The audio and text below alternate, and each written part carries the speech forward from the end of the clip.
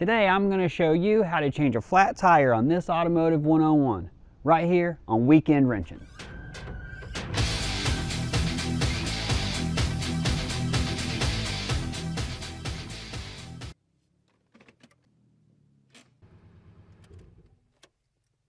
What we're going to do to get ready is we're going to start by getting the jack pretty close to lifting the car all the way up.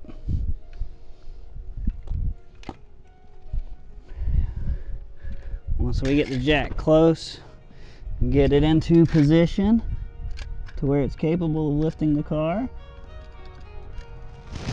we're going to take our lug wrench and break the lug nuts loose. We're going to do this before we lift the car, that way we can use the car's weight to help multiply our force and torque to break them loose. Use your foot, break them loose. We're not taking them all the way off here, we're just breaking them loose so that they're easier to remove and the wheel doesn't spin when we try to break them loose once the car is in the air. So use your foot, just pop them loose like so, and then we can continue to raise the car. So let's raise the car, get it off the ground.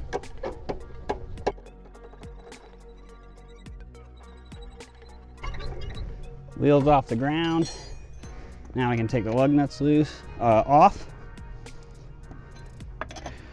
Just run them out a few good times. Try not to flip them.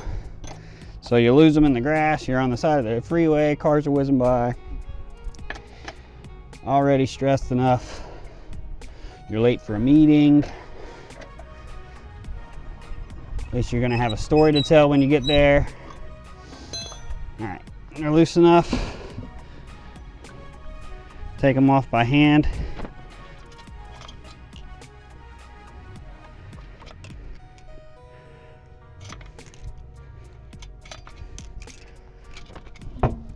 I lay them by the jack so I remember where I put them. Wheels off. Wheels off. You grab your spare tire, space saver, donut, spare, full size, whichever. Line the lug studs back up, slide the wheel on. Now with the lug nuts, these lug nuts, it's simple. Because it is a closed lug nut, it's only going to go on one side. But if it was an open lug nut, you'd find the tapered edge, and that's the side that goes against the wheel to pull it in evenly.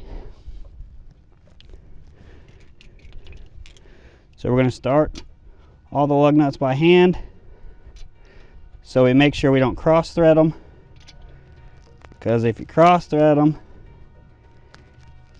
and you manage to get it tightened down, it will probably break on the way off if you get it off. And then you're not just replacing your tire, you'll be replacing a lug stud and a lug nut, possibly more. And if you're not doing the labor yourself, you've greatly amplified your repair costs. Run them down by hand, crisscross pattern, so that the wheel goes down evenly. If it doesn't get tightened down evenly, it could cause a vibration and or come off due to the vibration going down the road. Once they're snug, you're going to lower the vehicle to where the wheel is back on the ground. And just like when we took it off, this is going to amplify our torque, because I don't think we're going to be able to roll the vehicle by ourselves, especially in park with the parking brake on. And then we're going to tighten them with our foot. You don't have to jump on it. Just put your body weight into it. Crisscross pattern, again, to help make sure that it is evenly distributed. Once they're all tight, crisscross pattern, I like to go back in a circular pattern just to check them, make sure they're good and tight.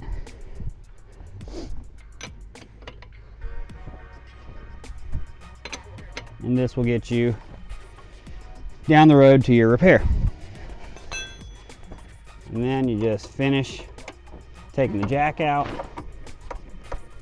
lower the car all the way down, and you're done. Put your tools up, and you are on your way. Good to go. That's how you change a flat tire. Make sure you consult your owner's manual and familiarize yourself with where all your tools are located inside your vehicle so you can perform this roadside repair. Also, be sure to regularly check your tire pressures. You don't want to have a flat and then go to grab your spare and your spare be flat too. I appreciate all you watching, and if you have any questions, comments, or suggestions for another video for Automotive 101 or just for the regular Weekend Wrenching playlist, leave them below.